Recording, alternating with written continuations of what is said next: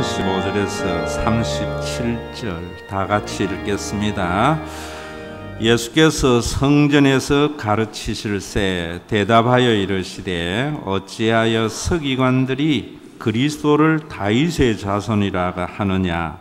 다윗이 성령에 감동되어 친히 말하되 주께서 내 주께 이르시되 내가 내 원수를 내 발 아래에 둘 때까지 내 우편에 앉았으리라 하셨도다 하였느니라.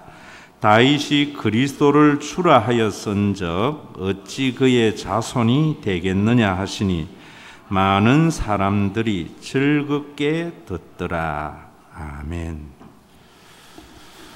오늘은 설교보다 강의를 좀 하려고 그래요.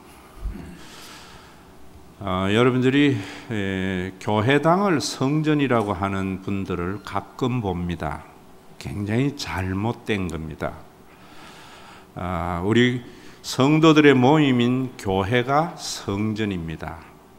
예수님께서는 건물을 지은 것이 아니라 성령으로 거듭난 영의 사람들의 모임인 거룩한 성전을 만드신 겁니다. 그럴 때에도 한 가지 여러분들이 아셔야 되는 것이 예수님이 그랬기 때문에 그렇다 이렇게 생각한다면 예수님은 기독교의 교주가 됩니다. 예수님의 그 가르침 역시 구약의 배경이 있어야 되고 또 신학적 배경으로도 맞는 주장이 되어야 됩니다. 목사님이 말씀하시니까 무조건 옳다. 그러면 목사님이 교주가 되는 겁니다. 우리 한국에는 교인들에게 맹목적으로 믿도록 순종을 강조하는데 성경적 배경이 그 말씀이 어떻게 나왔는지도 모르고 무조건 순종하게 하니까 이단들이 참 많아요. 전통적인 교회에도 보면은 이단적 요소가 많은 이유는 성경과 신학적 배경에 의한 말씀인 것을 알지 못하기 때문입니다. 오늘도 여러분들이 제가 건물이 아니고 성도들의 모임입니다 라고 말을 하는 것은 바로 구약의 배경과 예수님이 왜 그러하게 말씀을 하셨는가, 또 그러한 믿음은 어떻게 해서 생겼는가 하는 것에 대한 분명한 이해가 있어야 확신을 가질 수 있습니다. 우리가 이런 것을 알기 위해서는 또 예수님 당시에 유대의 역사도 잘 알아야 됩니다. 그런데 그 유대의 역사를 가장 집대성하고 우리에게 그 시대적 상황이나 유대교에 대한 이런 이야기들을 제일 많이 정보를 제공해 주는 것이 요세푸스가 쓴 유대사입니다. 20권, 7권 여러 책들이 있는데 여러분 성경 외에 다른 책들, 신학서적이든지 인문학이든지 설령 그것이 목사님의 설교일지라도 여러분들이 무턱대고 믿어서는 안 됩니다. 우리 한국에는 보면은 요세푸스의 유대사를 마치 성경의 반열에 두고 이야기를 하는데 그 배경을 알면은 여러분들이 이해가 됩니다. 원래 요세푸스는 유대교 중에 열심당원이었습니다. 그 열심당은 무력으로 로마에게서 독립을 쟁취하려고 하는 사람들이었습니다. 그렇게 무력으로 로마에게 대항을 했는데 로마에게 포위를 당했어요. 자기네들이 있는 성이. 그때의 그 포위한 사람이 티토 장군의 아버지인 베시티아누스라고 하는 나중에 황제가 되는 사람입니다. 이 사람에게 의해서 포위를 당하자 이 요세푸스가 기도를 하는데 환상과 계시를 봤어요. 그 계시가 뭐냐면은 지금 너희를 포위하고 있는 이 베스파시아누스가 장차 로마의 황제가 될 거라는 거예요. 그리고 자기네들은 다 전멸을 당할 거라는 거예요. 그래서 이 요세푸스가 깨를 냅니다. 어떤 깨를 내는가 하면은 이제 우리가 저 적군 사악한 무리 죽임을 당하기보다 서로 우리가 죽이고 자결하자 이랬던 거예요. 그래서 각자 상대방을 죽이면서 지도자인 자기 혼자가 제일 마지막에 남았어요. 부사령관을 죽이고. 그때 자기는 칼을 버리고 혼자 살아서 베스파시티아누스에게 투항을 합니다. 투항을 하면서 하는 이야기가 내가 하나님으로부터 계시를 받았는데 당신이 로마의 황제가 될 것이다 라는 예언을 합니다. 그 이야기를 들은 이 베스파시아누스는 설마 했지만은 곧 네로가 반역에 의해서 죽임을 당하고 또 가을 지방에 있었던 로마군에 의해서 황제로 추대가 돼가 자기가 황제가 된 거예요. 그러니까 이 요세푸스를 신의 사람이라고 해가지고 잘 대접을 하면서 그에게 모든 지필에 대한 그가 쓰는 글들에 대한 후원을 했던 겁니다. 그래서 그 귀중한 유대의 상황, 유대의 사회상이라든지 유대교의 어떤 상황에 대한 이해를 우리에게 제공해 주는데 자기가 배신한 아픔이 있잖아요. 그러다 보니까 그것을 합리화하기 위해서 열심당원들을 자기가 배만한 열심당원들을 강도의 무리 정도로 격하를 한 겁니다.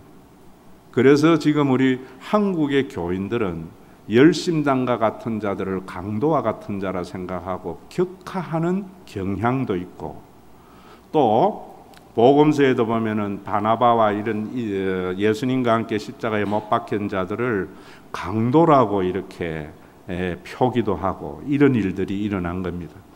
그래서 그것을 읽을 때에 그 정보를 통해서 성경을 더 많은 것을 알게 되지만은 또 그런 저자의 의도가 있다는 것도 알아서 우리가 분별하면서 읽어야 됩니다.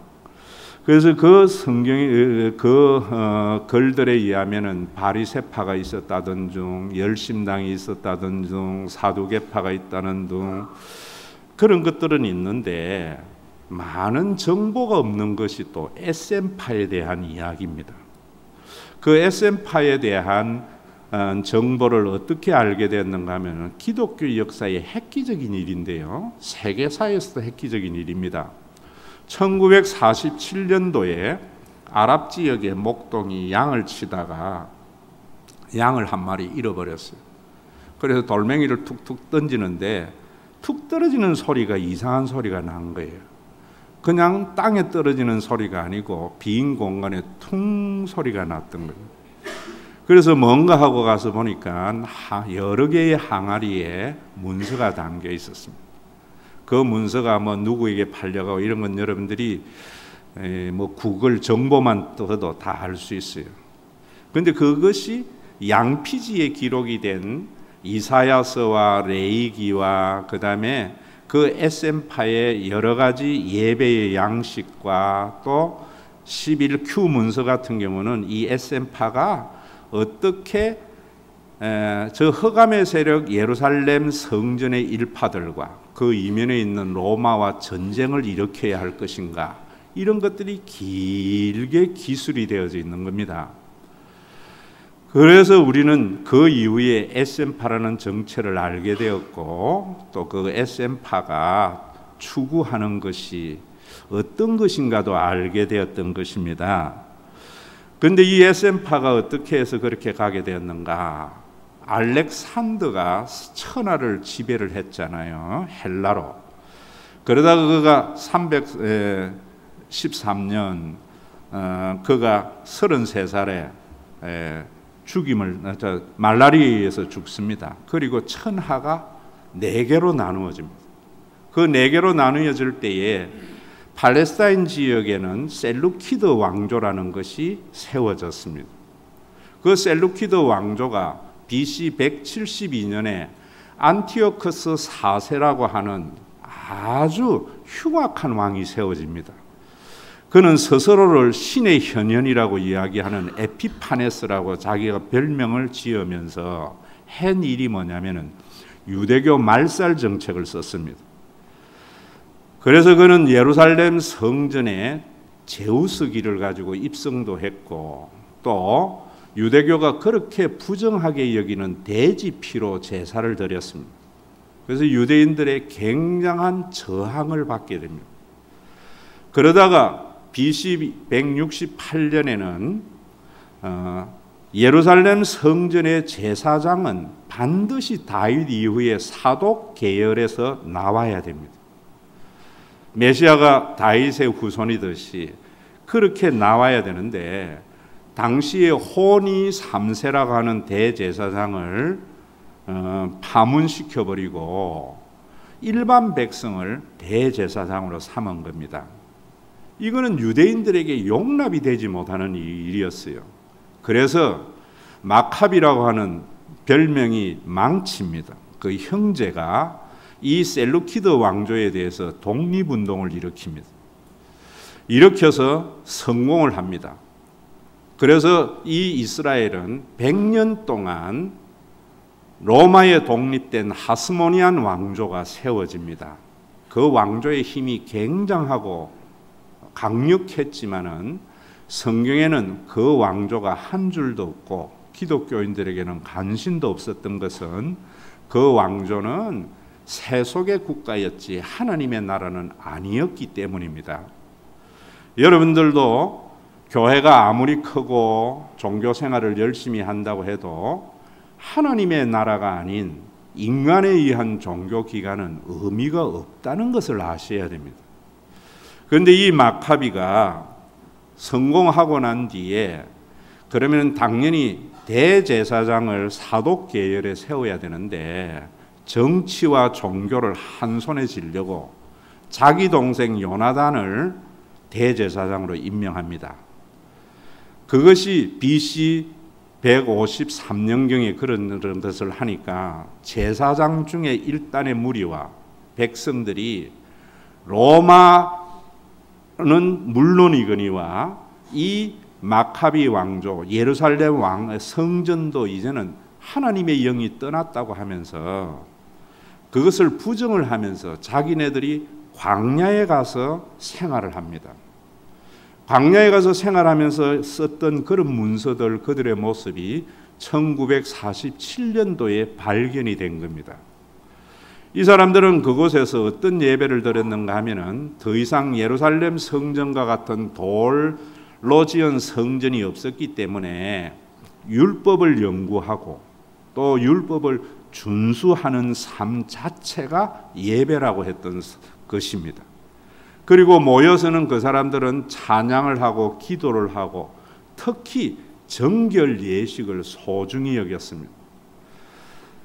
오늘날 우리가 하는 이 예배의 형태나 우리가 이런 모임이 예배라고 하고 성전이라고 하는 것이 다 그 기원을 보면은 SM파로 연결이 될 수 있는데, 예수님과 세례 요한을 SM파의 일원이 아니었는가 하는 것은 바로 예루살렘 성전과 같은 그런 성전을 거부하셨고, 예수님도 초막절이나 유월절이 되면은 예루살렘 성전으로 올라가셨지만은 그 제사에 한 번도 참석을 하지 않았습니다.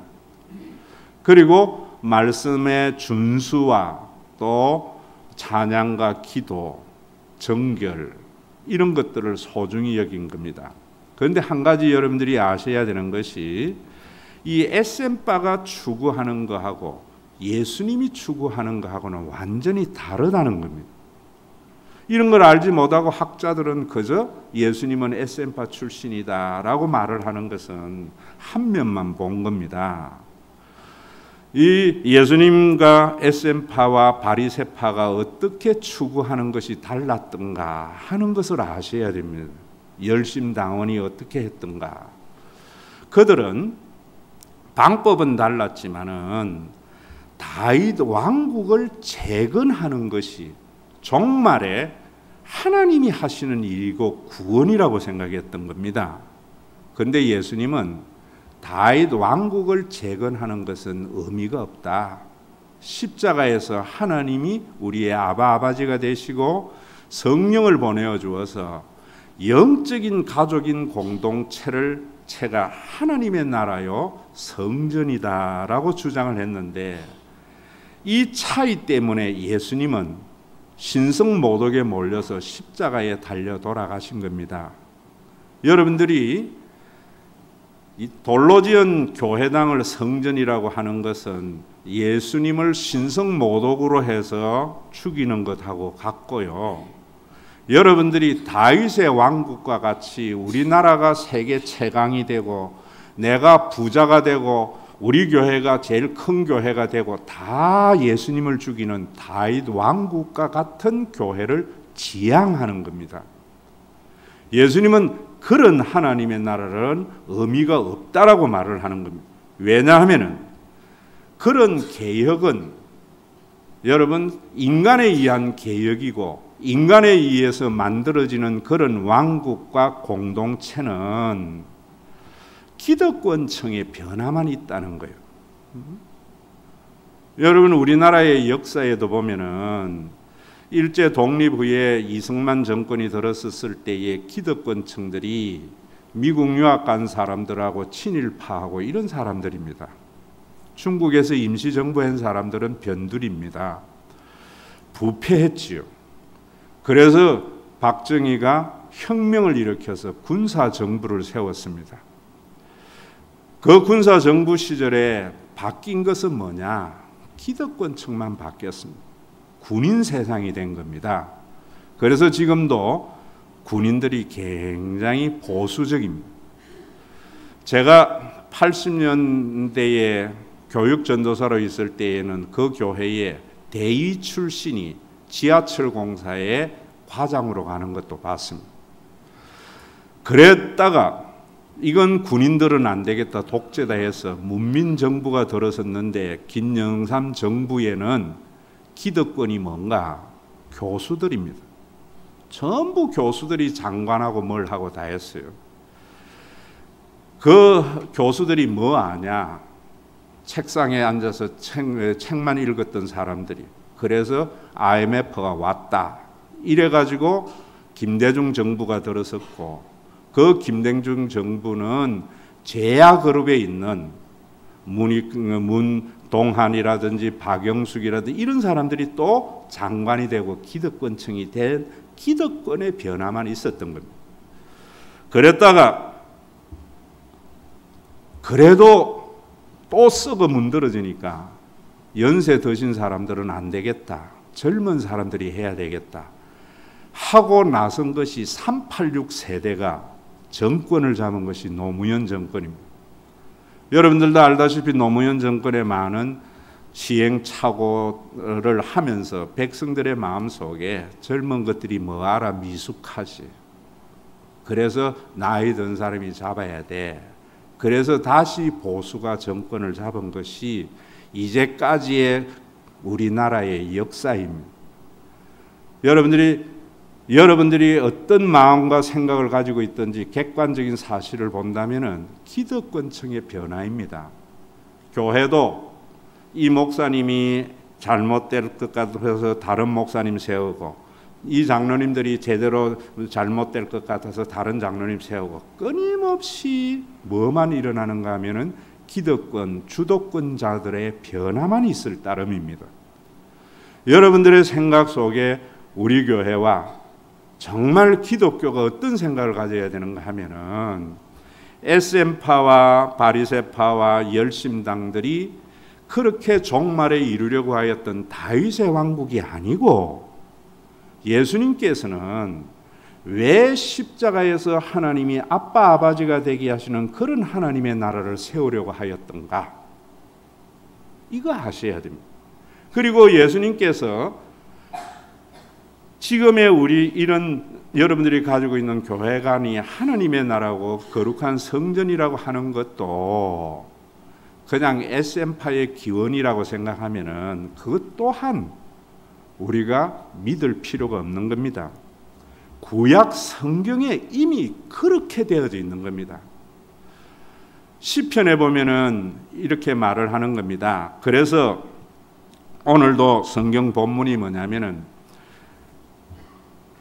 이 메시아는 다윗이 되어야 되고 다윗의 왕국이 재현될 거라고 생각하면서 예수님이 말씀하시는 그 하나님의 나라에 거부감을 가졌던 바리새인들에게 예수님이 뭐라는가 하면은 너희가 다윗이 메시아라고 생각을 하는데, 다윗의 왕국을 재건하려고 하는데, 시편 110편은 다윗이 지었는데 다윗이 뭐라는가 하면 그리스도를 주라고 했다. 자기가 주면은 왜 자기가 그리스도를 주라고 하느냐? 성경은 그런 것이 아니다라고 말씀을 하시고, 또 114편 2절에 보면은 유다는 여호와의 성소요 이스라엘은 여호와의 영토니라 이렇게 말을 해요. 그럴 때에도 잘 들으세요. 성경을 목사님이 문자 그대로 여러분들에게 말을 한다고 믿으면은 오류가 일어날 수 있습니다. 성경은 글입니다. 이 글에는 많은 수사학적 기법이 포함되어져 있는 겁니다.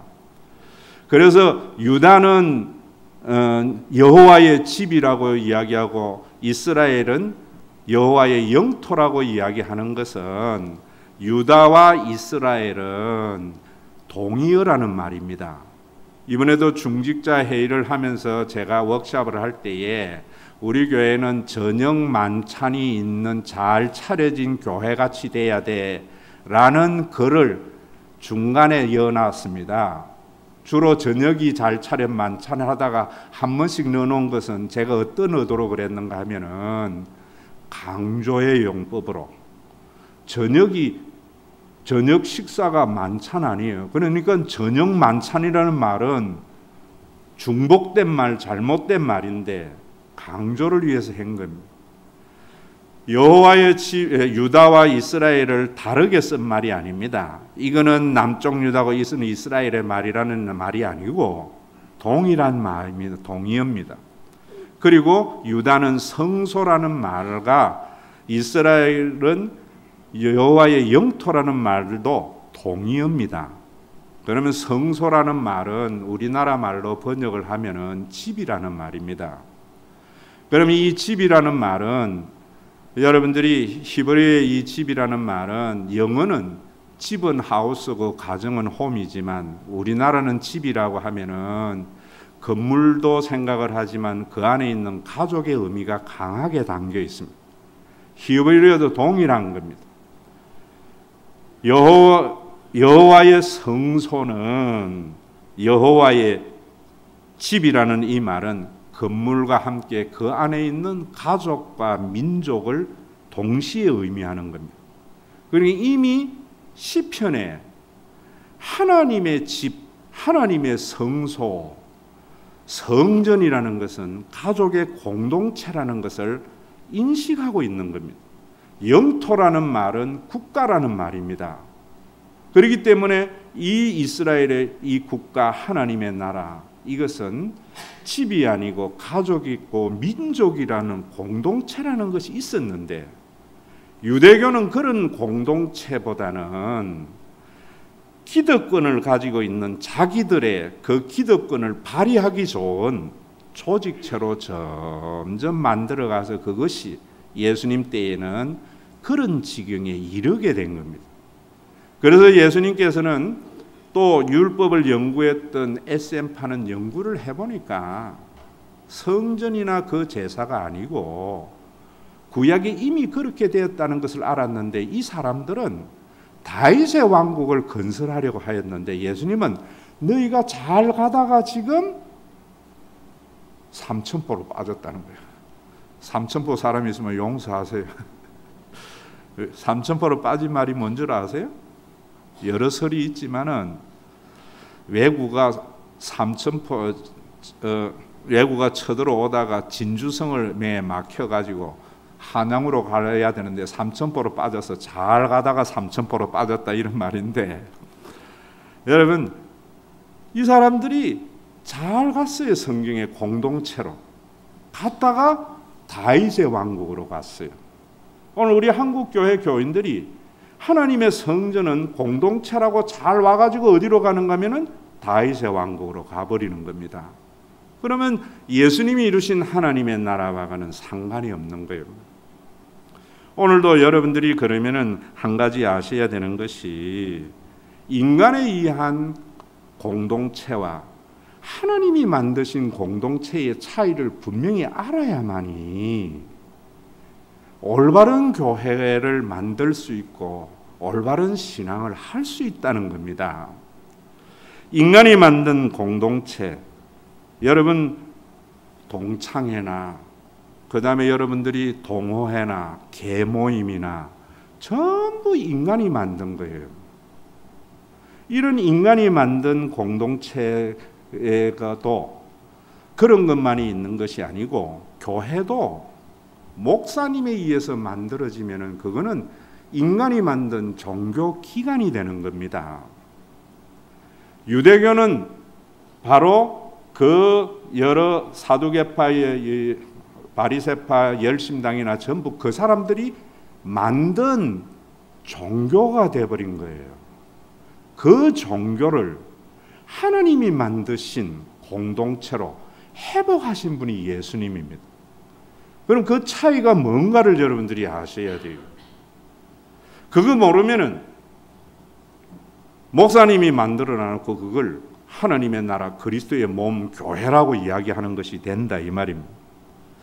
우리 교회도 제가 영적인 가족이 교회라고 이야기를 하고 구원이라고 이야기하니까 오해하는 사람이 많아요. 가족의 개념을 자기가 생각하는 선입견으로 생각해서 가족이라면서 왜 안 도와줘? 가족이라면서 왜 이렇게 친밀하지 못해? 뭐 이런 이야기들을 참 많이 해요. 이번에도 중직자 회의 때 그런 이야기를 하는데 그것은 예수님이 만드신 영적인 가족이 어떤 상황에서 예수님이 만드셨고 그 유대교의 공동체와 예수님이 만드신 그리스도의 몸된 교회의 성격이 어떻게 다른가 하는 것을 모르기 때문에 하는 이야기입니다. 오늘도 여러분들이 이 설교를 들으시고 앞으로는 잘 생각하시면서 신앙생활 하셔야 돼요. 여러분 참 가족은 신비합니다. 세상의 모든 것은 인간이 만들었지만은 창세기에 보면은 사람이 독처하는 것이 좋지 못하여 하와를 만들어서 가족을 우리에게 선물로 주셨습니다. 이 가족이 타락이 된 거예요. 여러분 가족 그러나 그 타락된 속에서도 신비함이 있는 게 가족입니다. 하나님이 만드셨기 때문에. 이상하네요.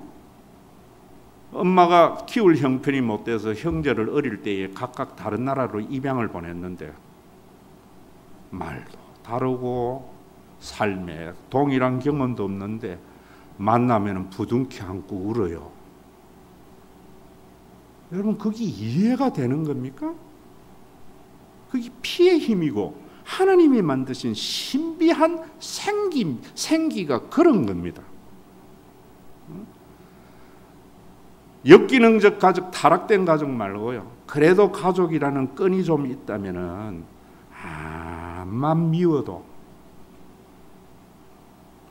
안 보지를 않습니다. 십자가라 그래요.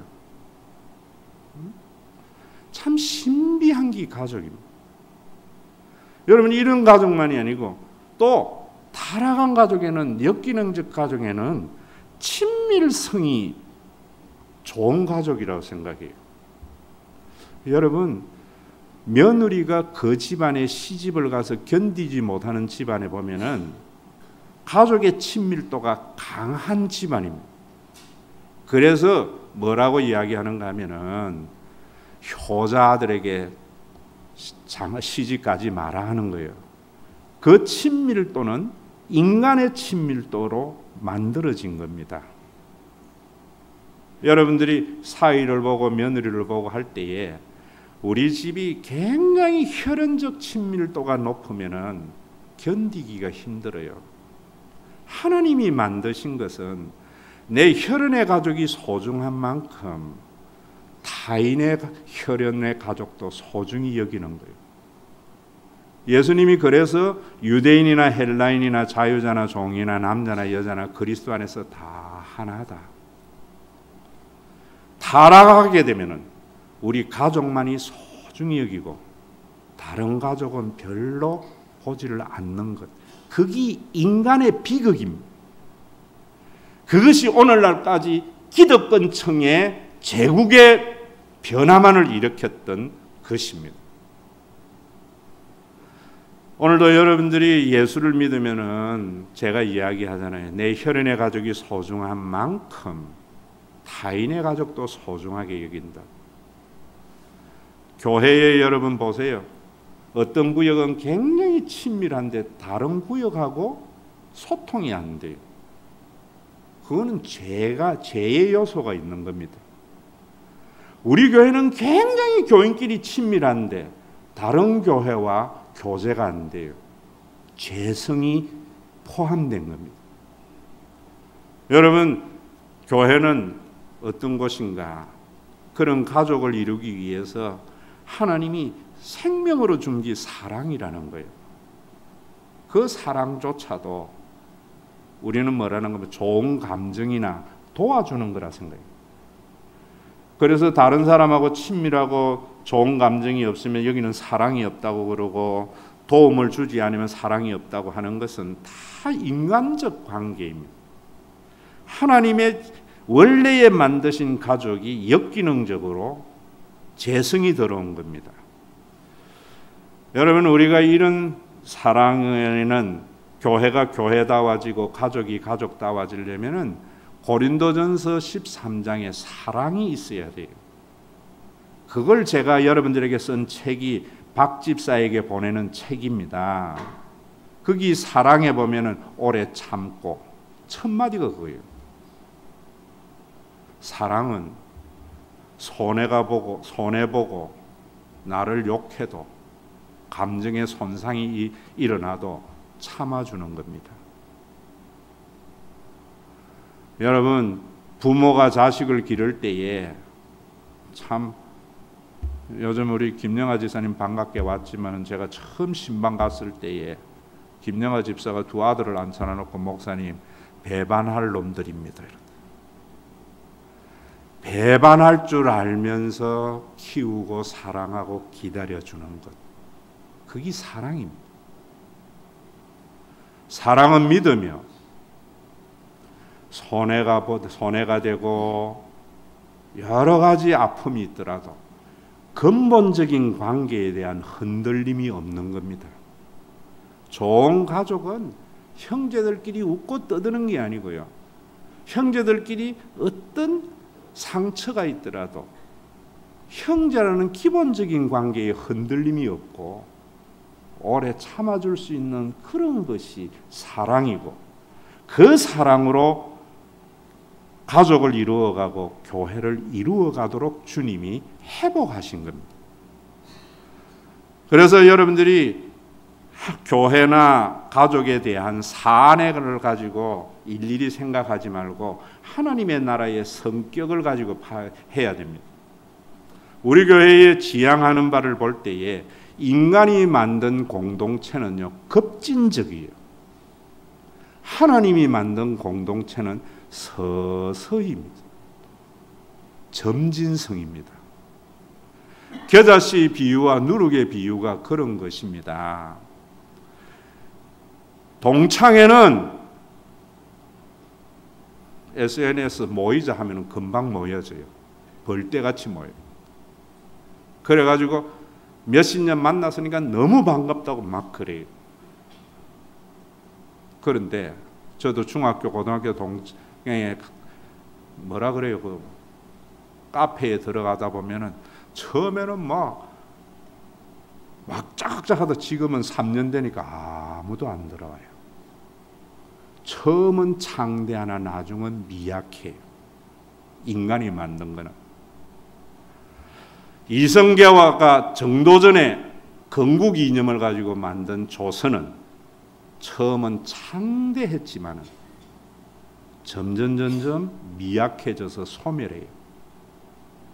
로마는 강력한 제국이었지만 천년을 가도 소멸해버립니다.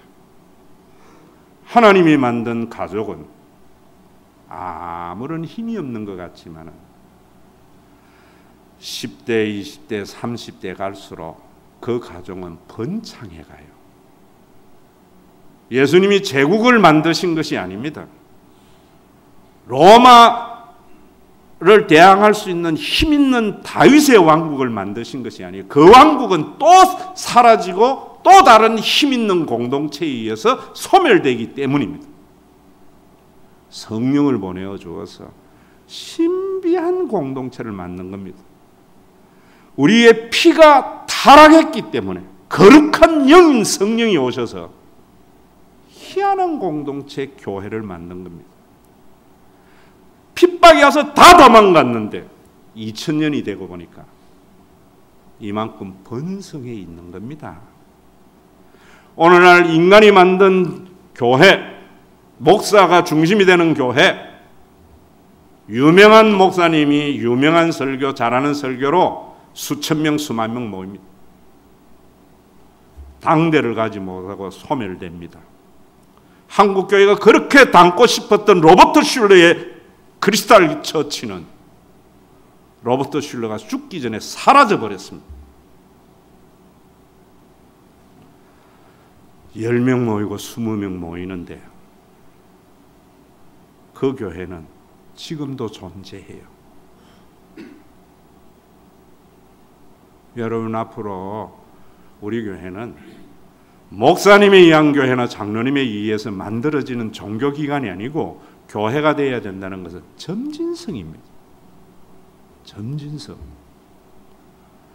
12년 임직식 인사 말씀을 순서지에 적는데 참 돌아보면 많은 해안이 있었습니다. 보민이와 규태가 젖먹이였는데 지금은 초등학교 5학년이 돼가지고 키가 내 이만큼 오는 것. 어느 날 갑자기 커진 게 아닙니다.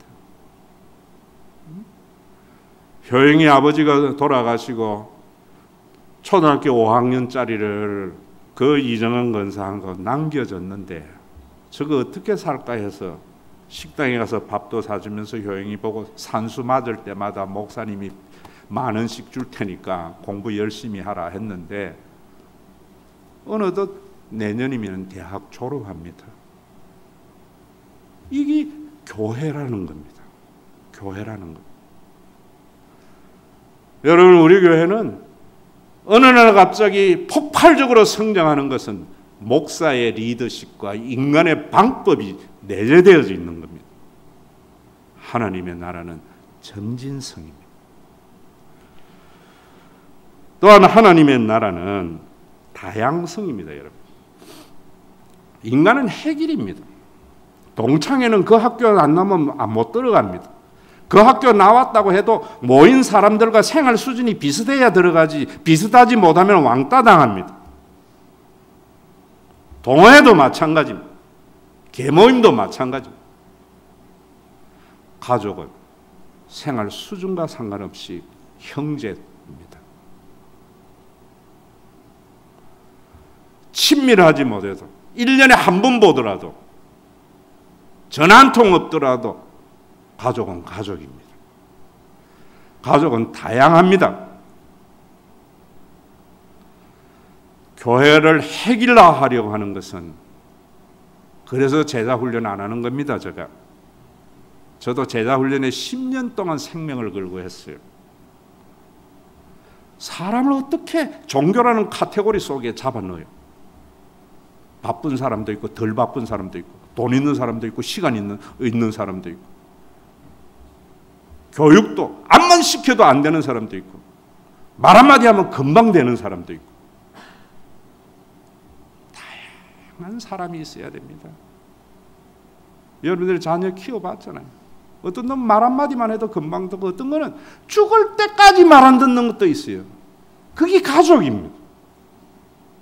그게 가족입니다. 우리 교회는 목사님의 목회 비전과 내가 가는 그 방향에 죽을 때까지 동참 안 하고 딴소리 헛소리 하는 사람도 우리 교회의 교인입니다. 그래야 교회입니다. 다양성입니다. 획일성이 아니에요. 획일은 인간이 만든 겁니다. 여러분들의 가족의 문제는 다양한 자녀의 탤런트를 획일화시키는 것이 얼마나 고통입니까? 성경은 사도행전 2장 교회가 1세기가 지나지 않아서 10년이 지나면서 바뀝니다. 그래서 큰 그릇도 있고 작은 그릇도 있고 질그릇도 있고 금그릇도 있느니라 이렇게 말합니다. 우리 교회에 제가 말할 때에는 모두 다 11조만 하면 얼마나 좋겠어요. 10년 먹어도 믿어도 못하는 사람도 우리 가족입니다. 10년 믿어도 성가대나 봉사직 하나 안 해도 그건 가족이에요. 오자마자 앉는 사람도 있습니다. 그러면 앉는 이런 사람들은 좋은 사람인가? 아니에요. 진짜 부모는 말 안 듣는 그 자녀 때문에 눈 못 감는 게 부모지, 말 잘 듣는 자녀가 내 자녀라고 하는 것은 회사 CEO입니다. 제국의 왕입니다. 여러분, 자율성과 타율성입니다. 교회는 자발적으로 하는 겁니다. 회사는 사장의 말 안 들으면 감봉이든지 면직이든지입니다. 타율입니다. 스스로 하도록 기다려줌입니다. 우리 한국의 교육이 잘못되는 게 뭔가? 타율적인 사람으로 만들어요. 객관식의 교육과. 서양의 부모는 엎어지면 지가 일어나도록 기다립니다. 우리나라의 문제가 뭡니까? 부모가 다 해주려고 그래요. 그래서 자기 누린도 없고 자식 망쳐요. 저는 부자 어릴 때 친구들 많습니다. 아버지 재산 요만큼이라도 신뢰하는 아이들은 커가면서 자기가 스스로 살아갈 방법 찾지 않습니다. 부모의 능력을 전혀 믿지 않는 자녀들은 어쨌든 간에 자기 길을 찾아갑니다. 자율해야 됩니다. 여러분들에게 제가 말씀을 드렸지만은 기업을 하는 사람들은 기업 물려줘야죠. 그런데 왜 자기가 가지고 있는 돈하고 자기가 누려야 할 집까지 다 줘버려요?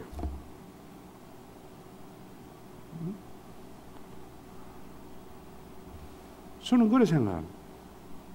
제가 은퇴할 때에도 내가 왜 은퇴해서 여러분들이 대우해주면 좀 막 쓸 거예요. 잘 놀 거예요. 그러다가 남으면은 교회 반납할 거예요. 자율입니다. 목사님 눈치 봐서 뭘 하면 안 됩니다. 남들이 하니까 나도 장에 가듯이 하면 안 됩니다. 내 능력에 맞는 만큼, 내 분량에 맞는 만큼, 그게 율법주의가 아니고 은혜 아래 있는 교회라는 겁니다. 오늘도 여러분들이 영적인 가족에 대한 의미를 제대로 알았으면 해요. 그냥 친밀하려면은 동창회나 계모임 하지 왜 교회 옵니까? 그거는 그 자격에 탈락이 되는, 내가 재산을 잃어버리고 뭘 잃어버리면은 그 이상 못 나가는 데입니다. 오늘날 그런 교회 얼마나 많아요. 힘들어졌을 때에 힘이 되는 게 가족이듯이 1년에 한 번 보고 2년에 한 번 봐도 교회는 그런 공동체입니다. 그런 공동체. 예수님이 에센파나 바리새파가 지향했던 다윗의 왕국이 아니고 십자가에서 하나님이 아버지가 되시고 성령을 보내어 주어서 영적인 가족을 만든 것이 바로 이런 영원한 공동체를 만드신 겁니다. 교회도 인간 목사가 만든 종교 기관이 얼마든지 될 수 있습니다. 급진적이고 획일적이고 타율적일 때 하나님이 주인이 되는 그리스도의 몸된 교회는 점진성입니다. 보이지 않습니다. 다양한 사람들입니다. 스스로 알아서 하는 겁니다. 스스로 알아서 하기까지 부모는 20년 동안 자녀에게 참아줘야 됩니다. 사춘기의 자녀들이 얼마나 부모를 애타합니까? 지 생각이 옳대요. 교회도 성숙되는 길. 12년의 사춘기 우리 신과 회복 있는 교회가 이제는 성숙되어져서 하나님의 마음을 헤아리면서 하나님이 베푸신 그 은혜에 감사해서 여러분들의 믿음의 분량만큼 신앙생활 하다가 죽어서 재림의 그날 예수님 만날 때 목사님이 1918년 요즘 그러면 안 된다. 1918년 3월 11일 날 설교했던 그 내용이 이런 것이었구나. 할렐루야. 입성하는 저와 여러분들이 되시기를 주의 이름으로 축원합니다. 우리 성도들이 피땀 흘려 얻은 재물입니다. 이 물질이 주님이 세우신 몸된 교회의 은혜의 선물이 되어서 12년 전 규태와 본민이가 젖먹이였는데 이제는 어른들의 키만큼 성장했듯이 어머니를 먼저 보내고 가슴 아픈 다은이가 50이 되어서 여성교회 회원이 되어서 자기와 같은 자녀를 돌보는 앞으로의 10년, 20년을 바라볼 수 있는 눈에 보이지는 않지만 어떤 비바람에도 흔들리지 않는 주님의 몸된 교회를 세우는 선물이 되게 하여 주시고 동창회와 같이 생활 수준이 멀어지면은 같은 학교 나왔더라도 참석할 수 없는 그런 교회가 아니고 어떠한 인생의 나락에 떨어졌을 때에도 그 관계에 변함이 없는 다양한 사람들의 모임인 주님의 몸된 교회를 세우시고 말 안 들으면은 봉급을 깎고 자천시키고 그래도 안 들으면은 회사를 내어 쫓는 그런 제국이 아니요 평생 가도록 부모 마음 모르는 자녀도 자녀고 한마디 하면은 알아듣는 착한 자녀도 자녀고 착한 자녀보다 부모 마음 모르는 자녀를 위해서 눈 못 감는 육신의 부모와 같은 그 하나님의 마음을 가진 목사, 장로, 권사가 되어서 남의 눈치 보며 신앙생활하는 것이 아니라 내 몫에 태인 십자가를 지며 가는 신과 회복이 있는 교회를 세우는 은혜의 선물이 되게 하여 주시옵소서. 아무리 선교도 변하지 않는 교회이지만 우리가 그 길을 걸어가야 할 것은 주님의 재림의 그날 완성된 하나님의 나라가 있기 때문임을 알았어. 좌절하지 않게 하여 주시고 변질되지 않도록 성령님 생명의 말씀으로 주일마다 새롭게 하여 주시되 에덴 동산에서 인간을 유혹했던 호기심이 설교에도 자극이 되어지는 그런 유혹이 날마다 있습니다.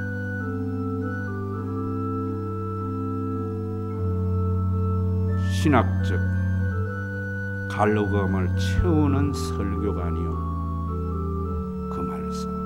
그 말씀인데 들으면 새로워지는 진리의 말씀이 우리 교회의 운행에서 부족한 종이 내세우는 목회 철학이 목사의 철학이 아니요 예수님이 세우신 하나님의 나라의 이루심에 대한 철학이 되게 하여 주시기를 원합니다.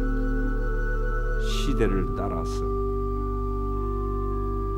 그 하나님의 나라를 새롭게 옷가락을 입을 수 있는 그런 유연성도 있게 하여 주시옵소서.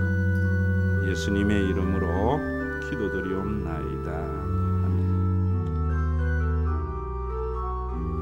우리 주 예수 그리스도의 은혜와 아버지 하나님의 사랑하심과 성령님의 교통 내주하심이 다윗의 왕국을 꿈꾸는 자에서 그리스도의 영적인 가족을 꿈꾸는 자로 변화된 믿음의 권속들과 주님의 몸된 교회 위에 이제로부터 영원토록 항상 함께 계실지어다.